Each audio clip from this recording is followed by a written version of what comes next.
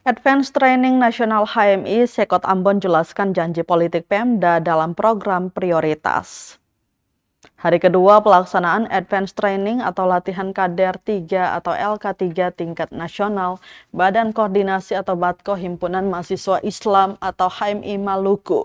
Peserta mendapatkan materi dari Sekretaris Kota Ambon, Robert Sapulete di Badan Pengembangan Sumber Daya Manusia atau BPSDM Provinsi Maluku, Senin 27 Juli 2026.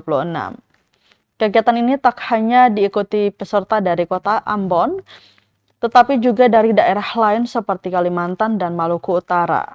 Materi yang disampaikan terkait political behavior, yakni sikap menghadapi sistem politik daerah. 3 bentuk utamanya meliputi pemungutan suara dalam pemilu, partisipasi dalam aksi protes, dan pembentukan opini publik. Penyampaian materi disambut antusias oleh peserta dalam sesi tanya-jawab. Banyak dari mereka mengangkat isu tentang prospek pembangunan pemerintah kepada masyarakat.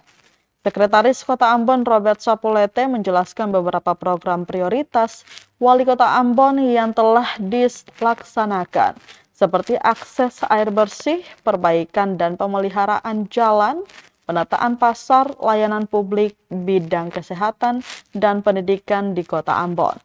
Menurutnya komitmen dan janji politik yang sebagai kepala daerah sudah berjalan dan memberikan dampak positif bagi masyarakat.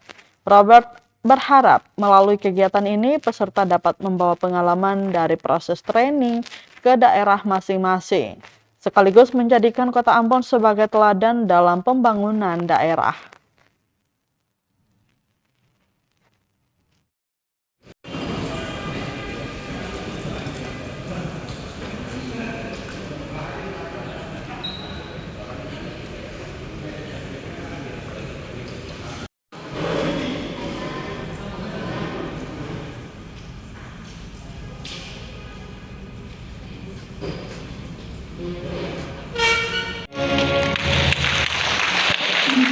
Silakan duduk kembali.